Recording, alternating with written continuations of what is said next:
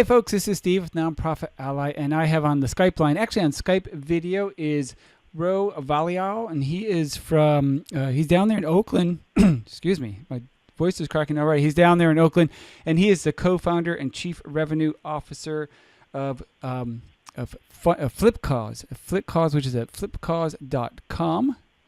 And they are a platform for fundraising and marketing for nonprofits. So Ro, thanks so much for being on the program. Yeah, thank you, Steve. It's great to be here. Cool. I just minimized my screen. So those who are watching on YouTube, as I said, this is a video call. I just minimized my screen, and so Flipcause is kind of in the background there, kind of the main landing page. So let's learn a little bit about Flipcause, because it's a marketing, it's a fundraising software. It's been around for about 5 years. There's other competitors out there. So what niche is it that you're filling here with your product that others aren't doing, or what did you see? Like, why, when you do a startup, it's the first thing they're like, what niche are you filling, or where's the need that you guys are addressing? Yeah, I think it would really help to kind of just give you some background of who we are, what we do, how we started. I think that's a good place to begin.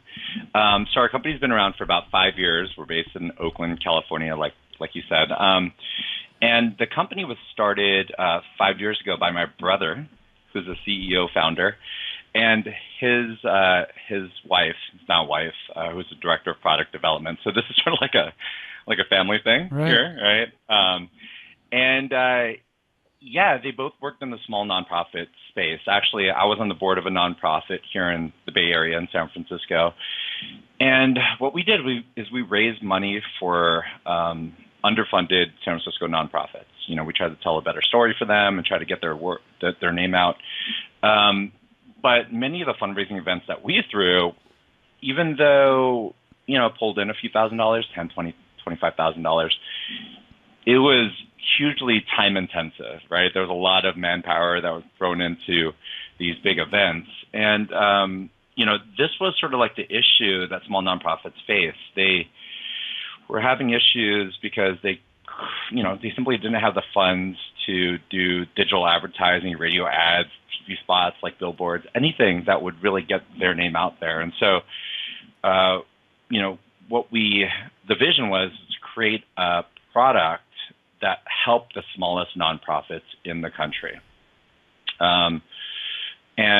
What we wanted to do, or what we saw really, is that most of the nonprofits in the country, an interesting fact, 83% of nonprofits in the U.S. bring in less than $500,000 in revenue annually, and 50% of those nonprofits do less than $50,000 a year in revenue. And really, that's who's listening to this podcast right now. The majority of people out there are with the smaller organizations. Unfortunately, most of the technology built for nonprofits were directed to the largest organizations, right? The top 20% by revenue there were the people who were really benefiting from platforms out there. And it's because they make up a full 95% of the total spend in the nonprofit sector. The same thing happens for content that's being put out there, right? Videos, blogs, articles, they're just really directed for the largest nonprofits. So what we wanted to do was create not only a platform, a service, and provide information to organizations that need it the most, because we would argue that the smallest nonprofits need technology more than the larger nonprofits simply because they have less staff. Right. Yeah. And that's efficiency and that's capacity building, especially when you're smaller. But it's kind of that catch-22. You need that software, but you're so small you can't afford that software. And yet now you spend, like you just said, you're trying to raise even $10,000 and it just occupied. It was a full-time job for a month. That's right. So that becomes, for many people, right? Yeah. We're talking about like dozens, right? Like 25 people, right? So, yeah. When I do my crowdfunding campaigns for my nonprofit, it's time consuming and it takes a lot of energy, and it's tracking on it's also it's email lists and spreadsheets and the fundraising stuff, and it kind of just and then following through social media. How does software help this? Yeah, so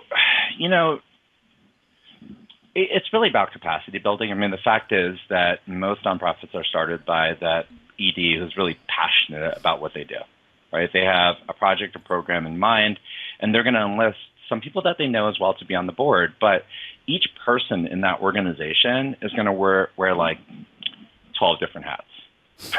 Right. And it's going to consume much of their day every day.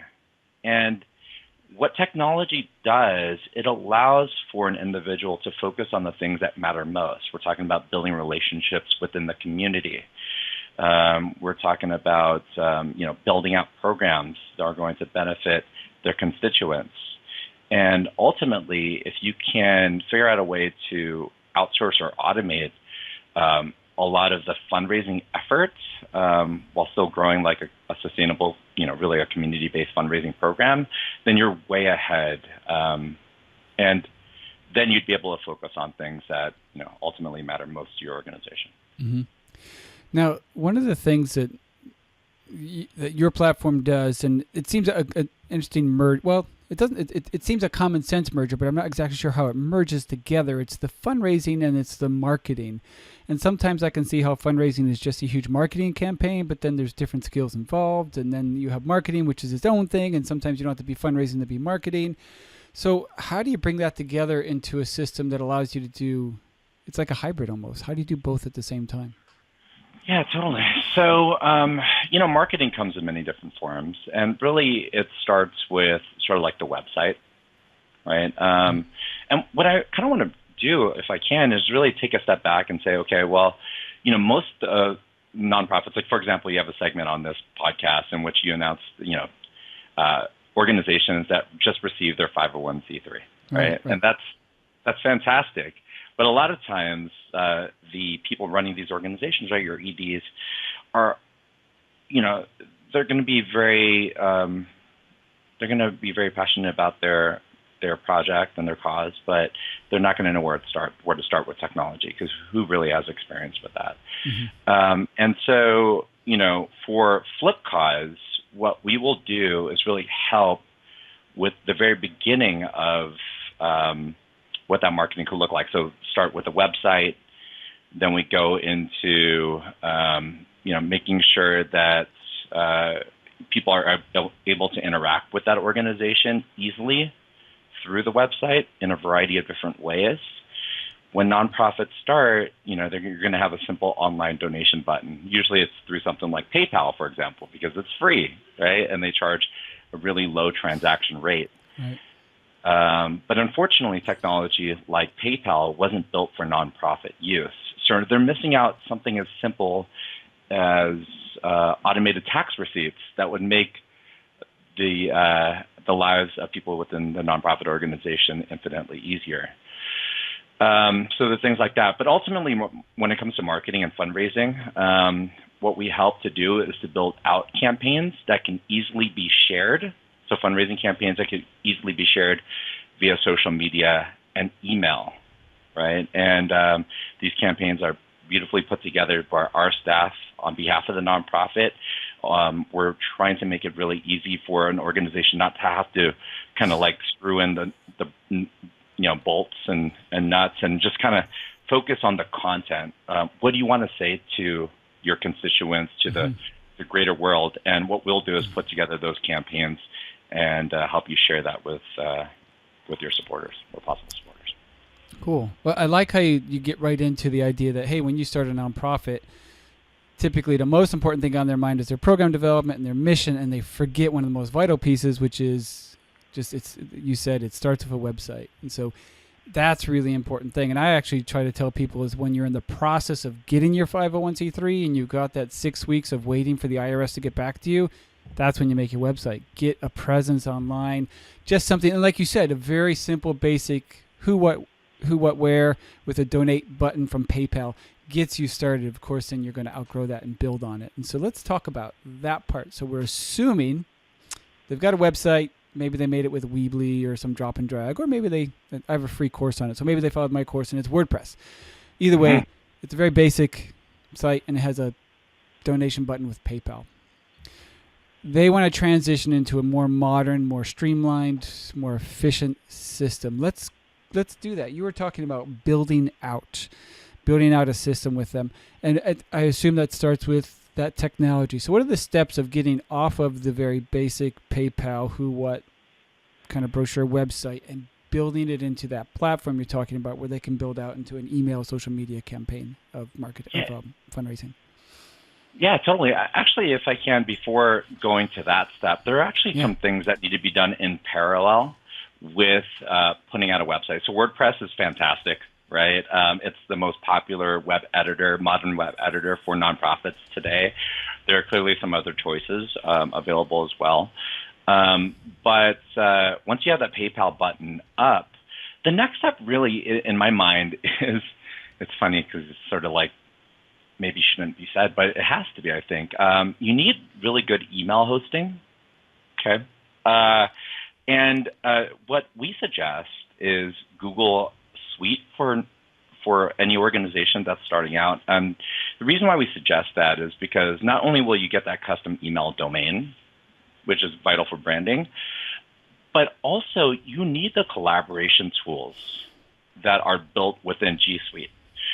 So one of the most valuable collaboration tools you'll use is G Sheets, which is the Google equivalent to Excel, right?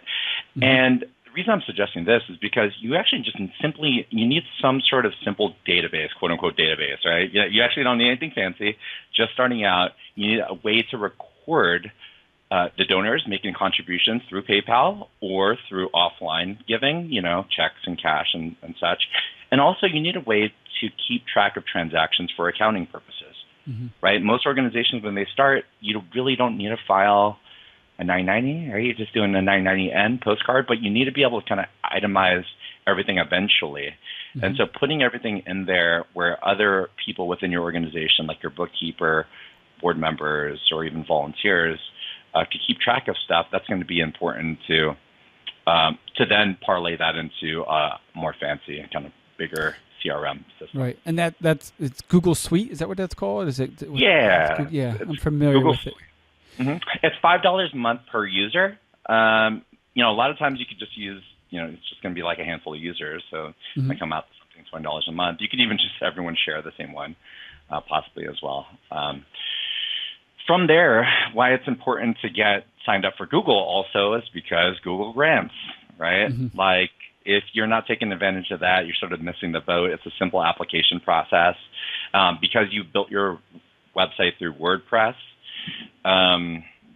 it means that you have good, clean content on there. And it doesn't need to be that much content, but that's one of the necessary requirements for you to get approved for your Google grants, other than being a 501c3. Yep. That's huge, and right? Quick touch on Google grants. We've talked about it in the past, but maybe someone's listening to this out of sequence of other podcasts. Google grants is? Yeah, it's amazing. Yeah, it's pretty cool. It's Google giving $10,000 a month in free AdWords advertising. For nonprofits. Right? For nonprofits, specifically to 501c3s. So what we suggest is to take a day to learn how to select the most useful search words for your org, right? It really doesn't take that much time. There's many, there's a lot of content out there for you to access, and kind of step-by-step tutorials on how to set that up. There's two ways to do it. You could do Google AdWords standard, and then there's a Google AdWords Express, which makes it much easier for you as a person not being familiar of this entire process to just kind of get things up and running. And the goal is to not make it perfect, right? You just kind of get it out there, right? And then see what comes back, and then kind of tweak it as time goes. Yeah, I find that philosophy with almost everything technology. It's usually good enough is good enough when you get started, because you can always tweak it. It's not like you're printing a book and then you have 10,000 copies of this with the same mistake in it. Fix it, adjust it. You get stats. The stats are really cool, I love stats. Sorry, I just got excited. I said stats. Well, actually, it's funny. That's the philosophy of our company as well. We're a tech company, and we use agile development, and we just kind of build stuff as people request it, and then prioritize those things. And we might put that one in the back burner, and we'll visit it later. It's just it's just fast. And I think that's how it's just not like a for-profit business, but how nonprofits should operate as well. You just kind of put it out there, and you keep innovating. Yeah, and you can innovate because you have those stats, and you can learn from who's using what and build on it. So so let's keep going. So you said get that email that hosting going, which you were suggesting using Google Suites. It's $5 a month. It puts you connected with all sorts of tools. It's a cool thing to do, and you get your own email, which you can do. You can create your own email regardless when you own your own domain, but putting it into Google Suites means it can use all those tools. So now you are in Google Suites. You're building out. Let's keep building out. What's next? Yeah, absolutely. So you got the grants going. The application process is going to take some time. At the same time, what you're going to want to do is make sure you create a Facebook page, right? And it's basic because you already have the content on your website. That's free to do. You put a Facebook page together because Facebook is the largest online social platform out there, right? With 2 billion users, you can't miss out on that. Yep. With that being said, you don't actually want to do your fundraising through Facebook. So Facebook has recently released a lot of kind of like fundraising tools specifically targeted to the nonprofit space. And although it can be easy, that's the reason why you would use it. Unfortunately, Facebook would then own your donor list. And you wouldn't be able to extract other content from Facebook, right? Like emails or phone numbers. So that would sort of pigeonhole you where you have to continue to use Facebook as your primary fundraising engine, and unfortunately, you'd be limited there. Wow, I never even thought of that. Of course, they own that, but I mean, there's a lot of reasons I would say for not using Facebook to donate solely, but owning that donor list—that's important, and that you have to watch that because if you have a terms of service or anything like that on your website that says you don't sell this information, and then they go to Facebook, and I don't know what that conflict would be. If you, in any case, good to know. So get the Facebook page up, which is important because there's also, in terms of like SEO, search engine optimization, there's social signals that are going on there, so that helps you rank better in Google. So of course, this connects back to Google. So we got Facebook going, and we're not going to fundraise directly on Facebook, but we have a page, so we're still building out this.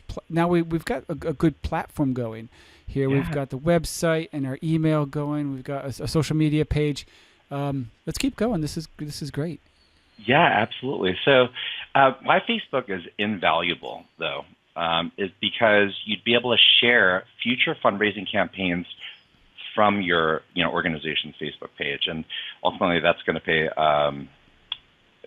be incredibly useful. So the other way to share future fundraising opportunities is through email. And what we see, right, is organizations using their Gmail or their Yahoo or whatever they use to just kind of email their supporters. And unfortunately, it's not personalized, right? So you're not going to really get the traction that you want. It looks generic. And there's actually a simple solution to that. So there are a lot of email marketing tools out there. There's Constant Contact. There's Aweber. But those are paid. And what we suggest here at Flipcause is for you to sign up for MailChimp. And the reason why we have you sign up for MailChimp is because, first off, it's free for up to 2,000 recipients. Right? And if you're like a new nonprofit, you're not going to have 2,000 people in your donor database. It's going to take you a little bit to get there. Yep. So it'll be free for you for a while. But also, you'd be able to kind of like, information that you gather. So you're taking donors through from like PayPal, and you're putting it into your Google Sheets.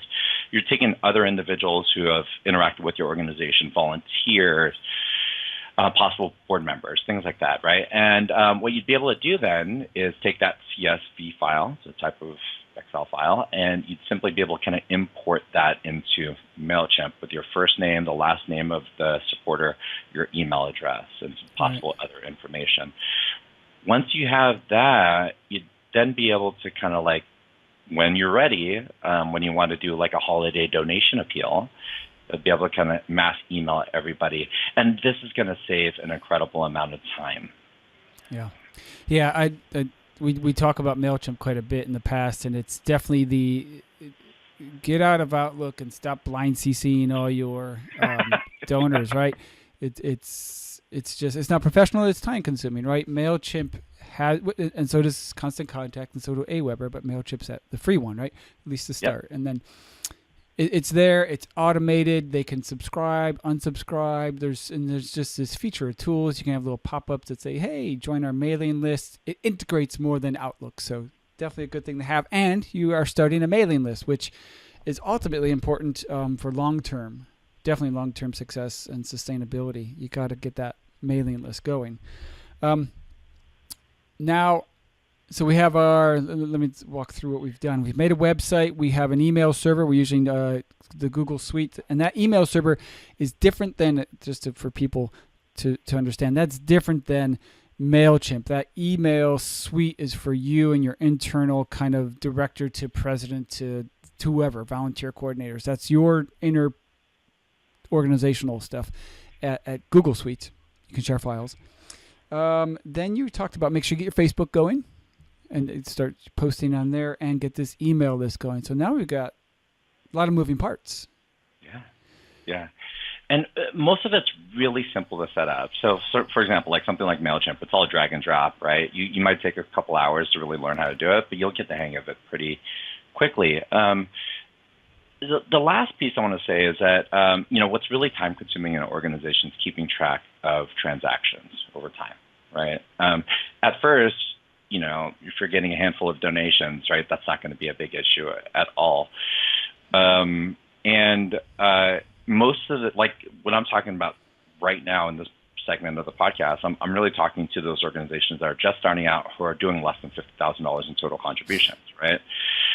You need the software stack to run an efficient and effective development program for your nonprofit.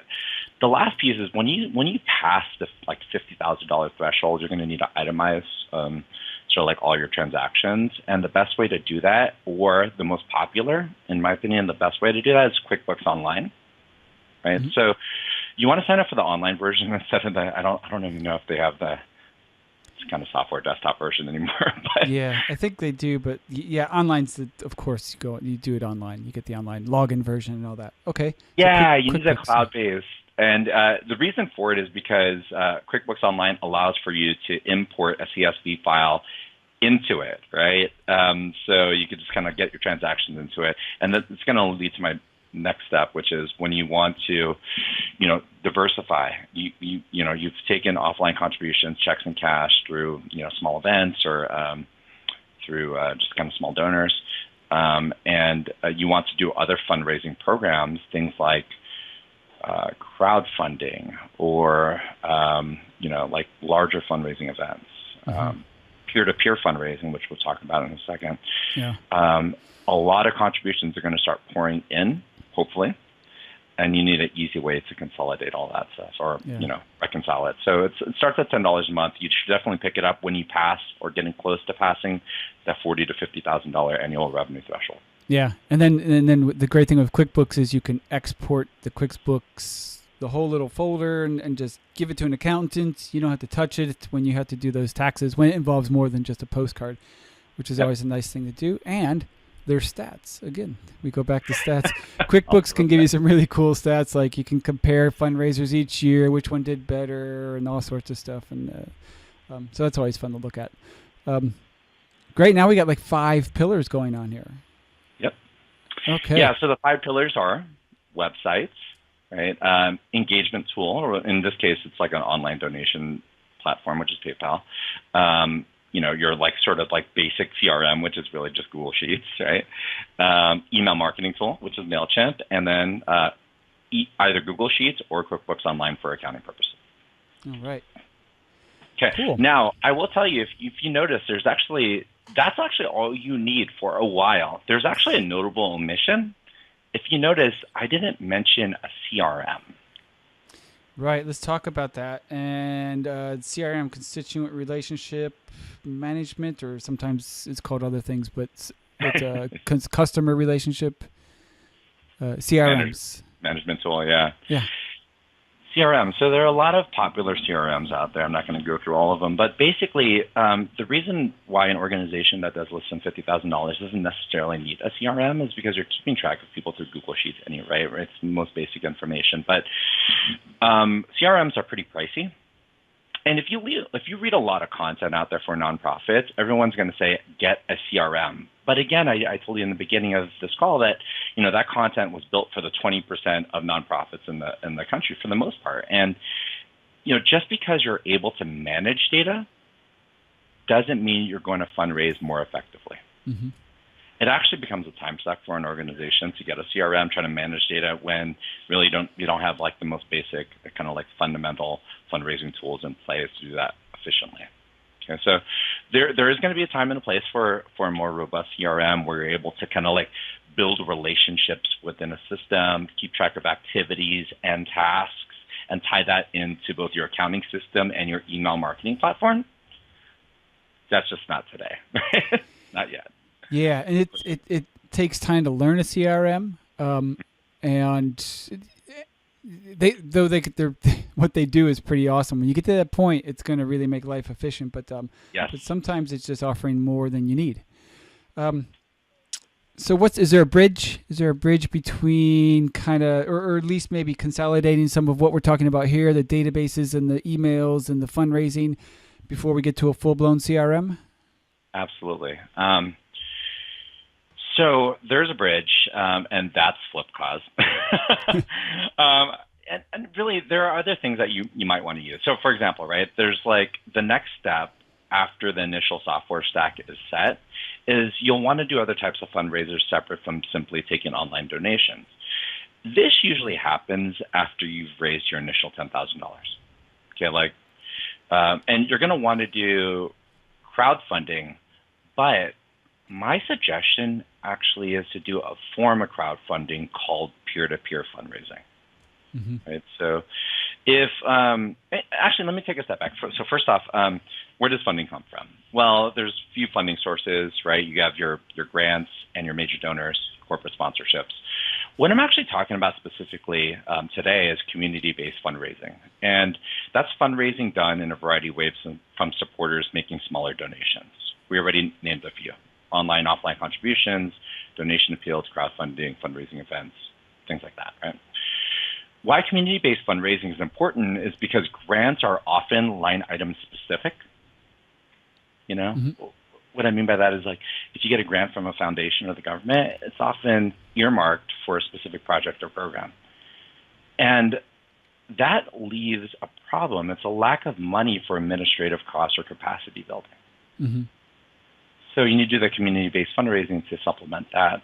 Also, with major donors and corporate sponsors, they can eventually be the most valuable slice of your revenue pie, but it is difficult to attract a major donor without showing that you have like a large pool of reoccurring contributors first. Mm-hmm. Right. And they all fit different pieces of the puzzle, and sometimes they overlap, but and they all need to be strong. So if you're doing peer-to-peer or major gifts or grants, they're all providing revenue, but in different ways. And we're going to talk specifically about peer-to-peer then, which is a form of crowdfunding, or crowdfunding, which is a form of peer-to-peer, however you want to look at it.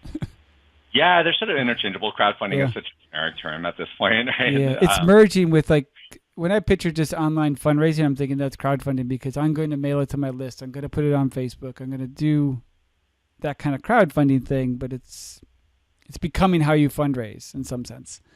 Well, totally, because you've had guests on the program before that have talked about, like direct mail programs, right? Like fundraising programs. And that used to be the way to do it. Right. Unfortunately, it's incredibly time consuming. It takes a long time to develop, and it is incredibly profitable when you do it, right? And it's lucrative. But what we found is the smallest nonprofits simply don't have the time for that. Mm-hmm.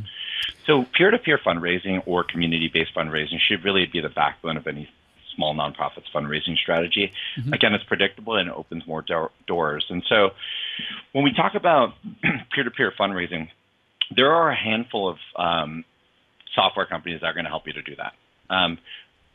Really, there's two, in my opinion, that really stand out. So GoFundMe is one of them. For anybody that just is online on Facebook is familiar with GoFundMe because you're getting like 3 GoFundMes a day. Mm-hmm.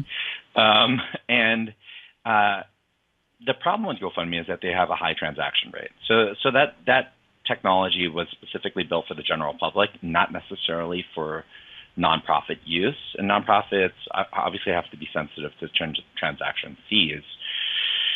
The other side of the house is really kind of like an all-inclusive sort of like donor engagement tool where you can not only do peer-to-peer fundraising, but you can throw a fundraising event effectively online, launch various other crowdfunding campaigns, donation appeals. And there's a company out there called classy.org. They're based out of San Diego. They're really great, but they're built for mid-market, right? And this is what this entire industry was really built on. Mm-hmm. It's generally for organizations that do more than $2 to $5 million in total revenue because they start at like $500 a month for their subscription. And they're tracking donors, and you could tag your donors for major gifts and things like that. It's like GoFundMe or Fundly or those crowdfunding platforms are kind of one-offs. Like we're going to do a fundraiser. It's this, and it's kind of it's all in. It's one. I can't see my hands on my video here. It's kind of like one little unit, and something like that. The more mid-market you're talking about, Classy, is now it's incorporating different things. It's an ongoing, has a database and that back end kind of stuff involved. Totally, right. Yeah. But unless you're pulling in a couple $1 million in revenue, it doesn't necessarily make sense. Right, because the cost for these gets pretty expensive pretty quick too. Whether it's a transaction fee or a couple $100 a month of for a donor management system. Yeah, totally. And it's funny because Classy is not even a donor management system, right? Like they are more of like a transactional database, right? There's this component when I talked about those 5 pillars. PayPal is one small piece of technology that would help with donor engagement, right? So what engagement means is there are tools that would help with, again, I'm just going to say like donation appeals, event registration, sponsorships, selling stuff or like offering items to your constituents online, or crowdfunding and / peer-to-peer fundraising. Mm-hmm.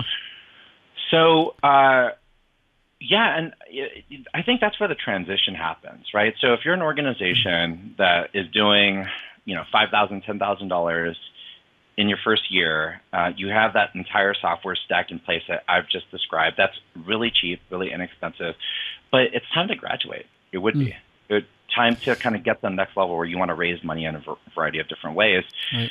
Unfortunately, you can either do things manually, which is really time consuming, or you could get technology like Flipcause who would help you with that transition of effectively engaging your supporters. Yeah. Let me kind of detail what I think you're talking about when you say manually. If I have all these suites set up, like you said, to get me started, because most of them are free, I'm maybe paying $5-10 a month for Google Suites. I have PayPal button, and with that PayPal button, I can go into PayPal and I can export all the donors that I want that donated using the PayPal button. Then I could take that, I can import it into Google Sheets and start my donor list over on Google Sheets. Meanwhile, I have my email list, which is in MailChimp, emailing to the donors which I had to export from Google Sheets because that didn't. So it's manual, right?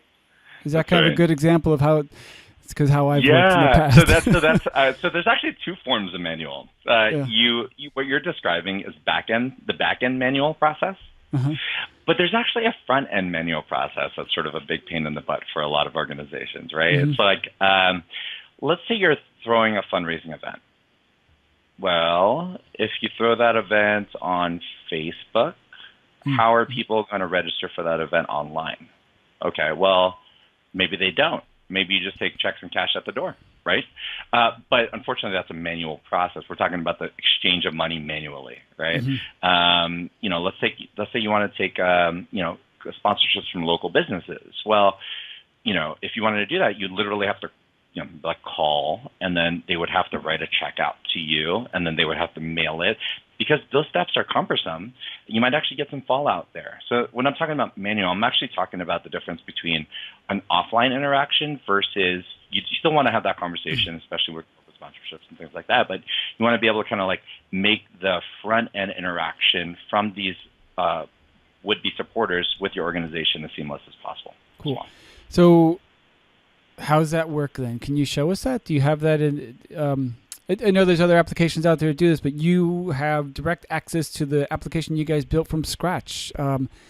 Right. Can you kind of show us how that works? Is it time to switch the screen, you think? I think so. I think so. All So let me go right. ahead and share my screen with you. You know how to do that, right? Cool. I You do. do. Obviously, it's already done. Okay. Yeah, we are a tech company. I Okay. develop websites for most of my money, and I still have issues with technology. But I know it could be it's great until it's not. until it does, yeah, exactly. Okay, so Flipcause is what we do. We help thousands of nonprofits. I'm going to tell you guys that the organizations that we work with are the smallest in the country. So these are volunteer-run organizations. Half of our clients do less than $50,000 in total revenue. And for the most part, these are organizations, again, that have been largely ignored by technology companies, right? When I was referring to these engagement tools, these are the variety of different ways that you want to interact with your supporters. So we're talking about donation appeals or volunteer recruitment online, event registration sponsorships, maybe selling raffle tickets at an event. What I actually want to talk about specifically right now is this idea of peer-to-peer fundraising.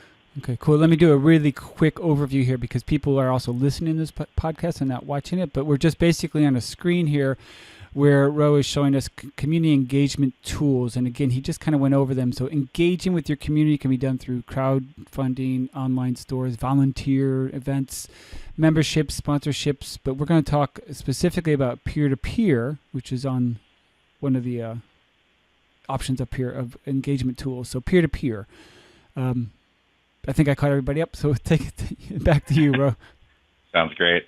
So again, let's kind of go back to the initial problem that small nonprofits face. It's that you're not going to have a ton of money to do advertising or marketing, right? That's why you should definitely sign up for Google AdWords. But it's hard to get traction on that because historically, unless an individual is connected to your organization in a specific way, right? They're in your network or they're within the network's network. They're just not philanthropists waiting in the wings ready to give your organization money. Mm-hmm.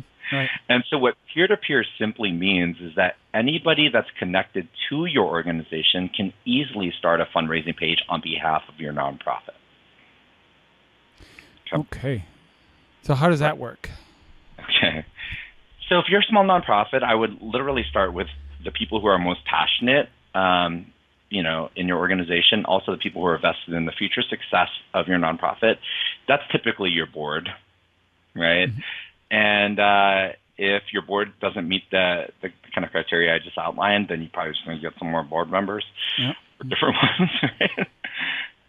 But so imagine with the holidays coming up. Right now it's September 14th, which is my birthday. Imagine with the holidays coming up, you have this thing like Giving Tuesday, right? And Giving Tuesday is kind of like the kickoff to the holiday giving kind of season and sort of ending in Christmas or around the end of December. So what you would want to do is get yourself or other board members to start fundraising pages on behalf of your organization. So each individual person is going to have a fundraising goal. And it's going to lead to an ultimate goal of the organization, which is to fund a specific project or program. Couple quick tips. I'm sure you've covered this in other podcasts. That goal should be really specific. Yep. It should fund something very specific. And it should also be fairly low. Like you want to be 100% certain that you do not miss that goal. Yeah. It's far better to outrun it than it is to miss it.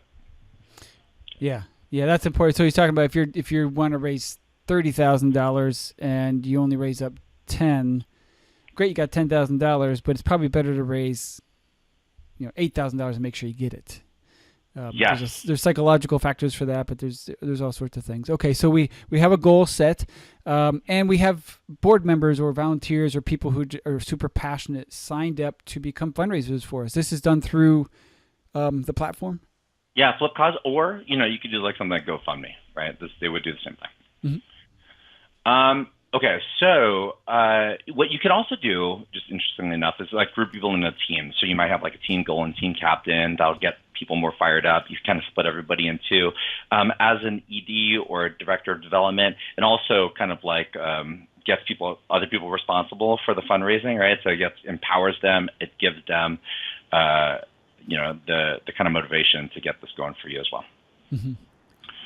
Cool. So let's say, Joe here. So just for people who are listening to the podcast, I have a fundraising page specific to Joe. And let's say he's raising money. Well, he's simply going to tell his story of why he is raising money on behalf of your organization, your project, or cause, or program. And then he's going to simply share his page via social media or email. Mm-hmm. Right. So on our tool, there's social media sharing tool on the side here. And if Joe is logged into his Facebook, his LinkedIn, his Twitter, whatever, he could simply click on this, and it would he could make an edit to the post, but it would just auto post after that to his network. Right. So he can basically just click those buttons on his page, and it would put a post on Facebook saying, "Support my campaign, my fundraising efforts." Absolutely. All right. Right. So, well, why is this important? Well, I will tell you, we've done a lot of research around this. Joe making an ask to his friends, family, and business connections is so much more effective than a generic ask from the organization to the public. And it shows really that 1 out of 4 people will contribute to Joe's campaign simply because he asked. So the stats on this are amazing. Something like this will help you to hit a short-term goal. Interestingly enough, though, that's not the real reason why you want to do something like this. See, the real reason why you want to do this is because you then, as an organization, are capturing contact information from all these folks in Joe's network. Mm-hmm. Right. All that information is being funneled and stored in the report section of the Flipcause dashboard.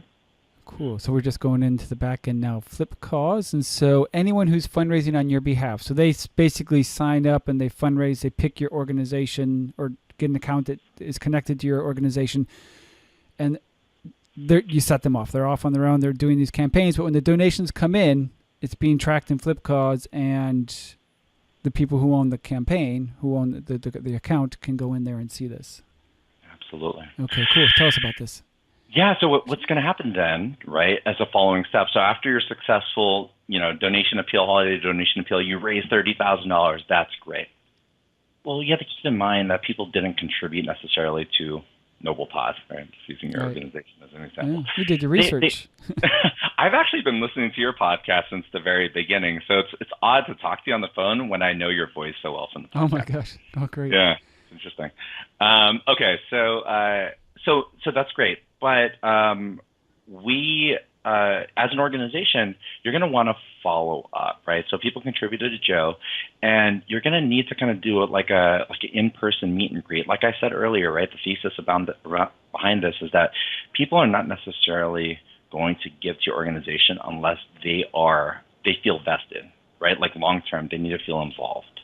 Okay, so what you're going to want to do is simply, right, until we incorporate our own email marketing tool, we're going to help you to set up what we call export profiles, and we're going to show you how you can export a CSV file of all the contacts you've collected from this peer-to-peer campaign, and then import that into your MailChimp so you could communicate to your folks for that next step, which is sort of like a meet and greet or a place where you could thank everybody for this holiday awesome thing that you did during the holidays, and kind of relay to them all the exciting new things that you're hoping to accomplish in 2018. Because if you could do that then, you're going to turn those one-time contributors into reoccurring donors. Right. So that's that kind of relationship building. So what we're doing here is we are exporting the donor information to a specific file for import into either MailChimp or Aweber or wherever you're doing that. And what I like about this is you can choose what you're importing. What I'm seeing in front of me is a whole bunch of checkboxes. So I can take the first name, last name, email, contact info, but I can also get transaction details, who's referred them, the charge details. Yeah, there's the donation type, the amount of donation. Wow, there's a lot on here. So there's a lot of data. Again, there's that data. There's a lot of data here to be used. So this is great. So we would export this and we could put it into our MailChimp and then use this to further develop that relationship. Right, because if you think about it, prior to something like Flipcause, you literally have somebody in your organization manually entering people into MailChimp one by one. Mm-hmm. Yep. Yeah. That's an incredibly time-consuming process. Yeah, so that you have to capture that information and be able to easily put it into a platform like MailChimp. Yep. Oh, right. And QuickBooks I see on there too, so you can actually take the campaign data and put it into QuickBooks. Because here's the other part about it, right? Yeah. You're going to want to be, eventually you're going to grow, and you're going to need to file a 990, and you need to itemize your transaction. So Flipcause is a payment processing system. We're like a PayPal. We are PayPal. We're like Stripe. And so because we're a transactional database, we're really good at keeping track of all those interactions, both online and offline. And so at the end of the month, your bookkeeper can simply come in here. Your bookkeeper's going to love this, right, treasurer? Going to simply export the transactional data from here, import into QuickBooks, and they're done with the bookkeeping for fundraising that month. Right. And so that's keeping track of the transaction IDs, the amounts, who it came from, the campaign, all that here. So not only can you export your mailing list, you're exporting all the financial detail. Yep. All right. Cool. Now, here's the thing. The peer-to-peer fundraising, again, it's just kind of one piece of like your total engagement pie, right? I think it's the most important piece, especially when you're just starting out. But a lot of this stuff, because our software is so big, it's really time-consuming, right? It kind of goes back to that issue of like, okay, well, each person in an organization, the ED or director of development, they're going to wear like 12 different hats. They're not going to have the time to kind of like get into all of this and like learn it. And we had to solve for that. And that was vitally important. So what Flipcause does is actually assign the organization a dedicated success team that comes free with the subscription. Each person will actually do all the heavy lifting for you. So you'll get a success manager and a webmaster, a campaign creator, a designer. And what these individuals are doing is configuring those various campaigns for you. So you literally do not need to learn Flipcause to use Flipcause. Mm-hmm. In fact, all you would need to do is come up with the content, like give us the words, because we obviously don't. We can't tell your story. You're going to know that. Yeah. And as long as you have a list of donors and you want us to do anything within Flipcause, we will literally do that for you at no additional cost. It's unlimited. Right. So you're setting up the campaign for them and putting all those pieces into place. So what do you end up giving them? It's a donation page. Is it something they have to go to? Can they embed this into their own website? And what happened to my PayPal button that I had on my website now? Is it replaced with something? Absolutely. So what we could do is we could easily install our technology into any website. So the easiest to install are things like WordPress, right? So I'm really glad that you have that there. Weebly, Squarespace, Wix. And what we would do is we would do the installation for you. So imagine if this was like a nonprofit's website. So what I'm showing to podcast listeners is like a pretty standard website for this organization, Kids Now, where there's like content or placing the tabs on the top. And then there is sort of like an image. And then from there, what Flipcause would do for you, and again, we do this at no cost, we would install various interaction points depending on what you want your supporters to do and how you want it to look. See, everything's completely branded, and your supporters will never know Flipcause exists. Right, and so basically there was a donate now button, or I forgot the other one, but basically happened, or a volunteer. What was that? A support, right? And so when they click these buttons, a pop-up comes up, and it's a very clean. I like your design. Very clean. Just donate, volunteer. What way are you supporting us? And then you go right into a donation page, which is again really clean. With the different donation levels of $25, $50, $100, $250 or custom. And so this is the gateway too, right? So they're going through here, and then you'd end up putting in your credit card information, and that would be sent. So right online, this is much better than PayPal. Thank you. I mean, the free website course that I give out has the PayPal button on there because it's just the simplest. That's what you start with, right? But boy, that becomes it's a problem after a while. Totally. So much more professional.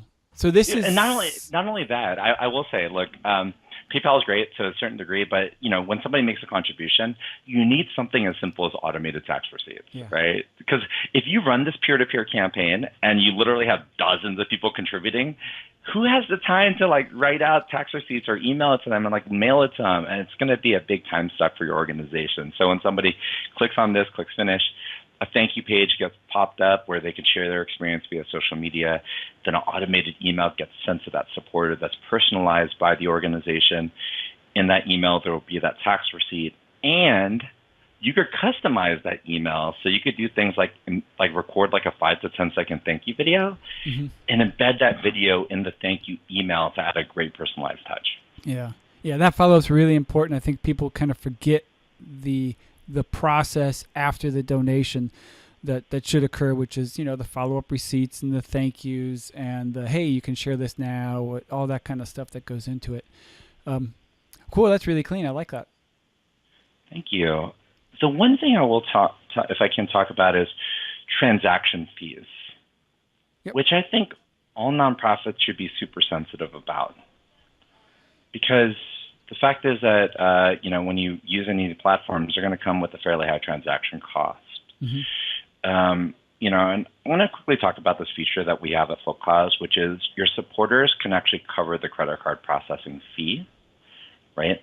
They have the option of doing it or not. That's something that PayPal doesn't have. Because we have this feature, we actually are the only payment processor with a guaranteed transaction rate.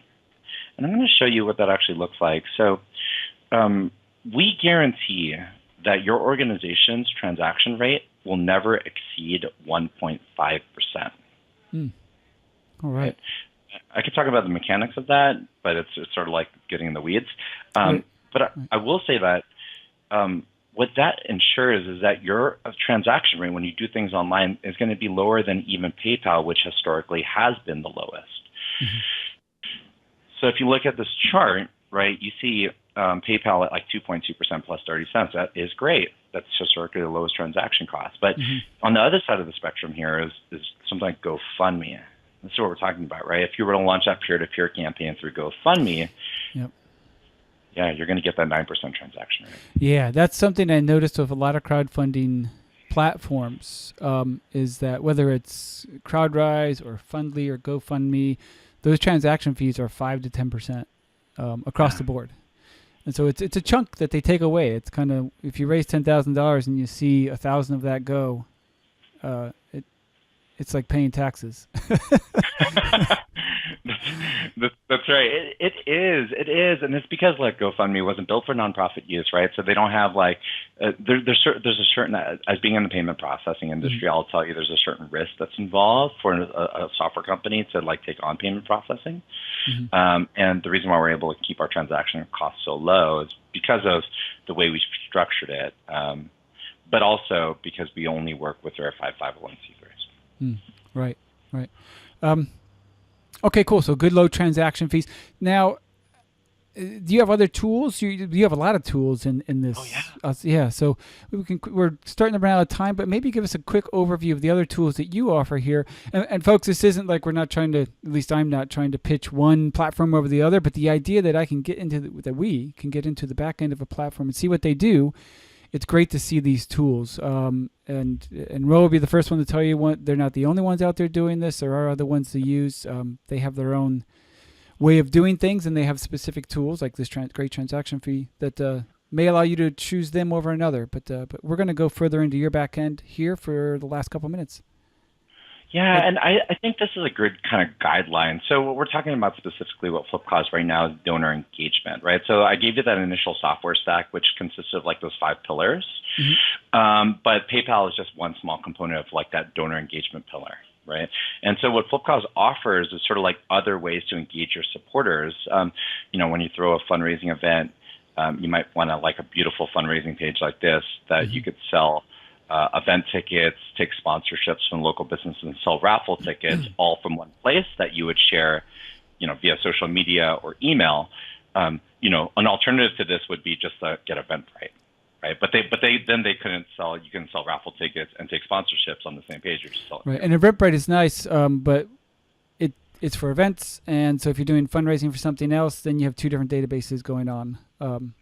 whereas something like yours, you're doing it all from the same platform. Data collection in one place. Now, Yeah, I will tell you this. So the next transition from really good donor engagement tools is CRM. Mm-hmm. Right? Because eventually you're going to have, think about all the ways that you're interacting with your supporters through the variety of tools I've just shown you here through Flipcause, right? Even if you had standalone pieces to do each one of these things, you're going to need a centralized location to keep all your donors in. Mm-hmm. I will tell you that we are coming out with other interaction tools. So we're in the next few months, we're coming out with text to donate, online auction capability, Flipcause card reader, so that's a swiper that's going to replace Square, for example. We're coming out with Race and Pledge. So we're really it's our quest to become like the one-stop shop of fundraising, although alternatively, you could just get different software companies that are going to do all these things for you. Right. Yeah, you could have an email marketing software and all that. And just a matter of what problems you need solved quickest and then incorporate them into the platform. Okay. Yeah, because you guys offer a lot. Go ahead. Yeah, if I can add. So eventually when you're interacting with your supporters, you're keeping track of like donors and transactions in one place. Eventually you're going to want to compile those sort of quote unquote transactions into relationships, donor profiles, and households possibly, where you're going to be able to kind of build on relationships and keep track of activities and tasks. That's what's known as a CRM. There are a lot of great CRMs out there. Salesforce for nonprofits. There's Donor Perfect.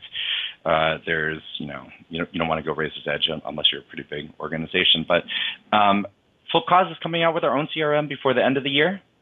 So that will be completely built into our product, and we're releasing our email marketing tool the first quarter of next year that will eventually replace MailChimp. And the support your listeners here would get for the most part. We have this unique pricing model where, for the most part, you're going to pay about $100 a month for everything that we offer. We don't charge for add-ons. Oh, great! So you get use of all the things that are available to everybody. Yeah. And it's just based on revenue that you go in there. Okay. Yeah. So I guess everyone wants to know pricing. So we're on the pricing page. Why don't you just verbalize this out loud for people out there? What the cost, and these are actually reasonable prices. I've looked like Donor Perfect and places like that, and some of them are a lot more expensive, and not many are cheaper. But go ahead and give us these price points that you have here, so people can hear what we're seeing. Yeah, our product was specifically built for the smallest nonprofits, volunteer-run organizations with limited staff, and our pricing reflects that. So we have this unique pricing model where we literally just charge organizations based on the total revenue of the organization from last year. Now, when we come out with our own CRM and email marketing tools, I will tell you guys that the price will go up on January 1st, but it will actually stay the same for organizations that do less than $500,000 in total revenue. So basically, if you've just started out as a nonprofit in the past 12 months, you pay $75 a month. If you're under $500,000 in total revenue, you pay $100 a month. If you're $500,000 to $2 million in annual revenue, that's from all revenue sources, you're at $125 a month, and then anything $2 million above is $150 a month. Right. Yeah. Cool. Let me ask you this. So all these different tools, you have that event registration page. We're talking about incorporating this, right? So we have these 5 pillars and stuff. So getting the event page onto my website or whoever's website, is this something that can be done with this platform, or are we going to their Flipcause page to register for the events or sign up for the volunteer event or whatever? That's a really good question, actually, because you could actually do both, and both ways to present your upcoming campaign is very important. So one way to do that is to simply, what we would simply do is embed a button on your existing website to actually access that campaign that you built through Flipcause. And when we say campaign, it's really that event, right? So I just showed you a page previous to this. But this is actually the same quote unquote campaign through Flipcause. It is just seamlessly built into the website, right? These are the same actions that your supporters would take to go to this event. Now, the reason why, alternatively, your campaign creator through Flipcause will, for free, build out a beautiful marketing page to share. And the reason why you would want to do this in conjunction with what's built into your website is because if people go to your website, they might get lost. They might not actually do the thing that you want them to do. Mm-hmm. You want to get your supporters single focus on a set of actions. And so what you would do is use this page to then share via social media or email newsletter as an alternative where you could tell more of a story.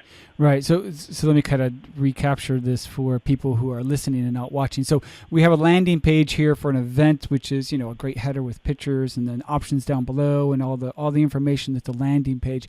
Whereas, and that's something that people can go to, and that's all event information. Whereas the other option, or actually in combination of on your website, you just have a button for the event. So if I'm on your website and I see the button for the event, I can click that and up pops open pretty much to the same landing page, but a little more streamlined with a bunch of call to actions. Whereas the other way of doing it was sending people to the exact landing page, which had detailed information and still the same options to get your tickets. That's right. I hope that was a good explanation. Yeah, no, that's a fantastic explanation. But the vital part about this is the data collection. When we're talking about donor information and transactional data is all being funneled to the same place. Right. Yeah. Regardless of where you do the button or the landing page, it's all connected to that same backend. Right. All right. Boy, we are going overtime. I guess that's what happens when you do video because it's so engaging. But tell folks how we can learn more information about you. And if you can go to your. We're still looking at your screen, so you can take us to your contact page or wherever. But let us know how we can learn more about Flipcause, how we can get in touch with you to get more details about everything you guys do there. Totally. So, the easiest way to do that is just go to flipcause.com. You could get some really good information on us, just kind of peruse the website. But, if you want to give us a try or do you at least want to see a more in-depth demo, just click on this button on the upper right-hand side and you could click Request Demo or Start a Free Trial. I will tell you for your listeners, we normally have a 14-day free trial. But if you indicate that you've come from the Nonprofit Ally podcast, I'm going to offer a free trial promotion. Whatever month you sign up, you will not only get the rest of that month, but you'll also get the next month to use Flipcause at no cost, no obligation. And from there, you can decide if you want to keep our service. Cool. Great. You can name drop Nonprofit Ally and get benefits. I like that. Yes. That works out perfect. Well, great. So that's cool. So go to Flipcause and you'll just see there's like those 3 lines on the right-hand side. It's kind of like a mobile map. Like a hamburger. We call it a hamburger. Oh, yeah.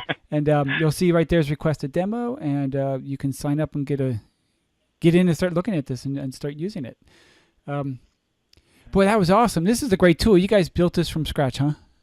We did. From the very beginning, my brother is sort of like the brains behind the outfit with Allison Dale, who's the director of our product design, being the design kind of genius behind all of it. But we're very proud of what we've done. We've been around, again, 5 years. We have thousands of nonprofit clients. We have 50 plus employees now, growing quickly. And we're just really excited to help, the smallest nonprofits out there. Nice. Hey, well, Ro, I really appreciate being on the program. This was really informative. Yeah. Thank you for having me, Steve.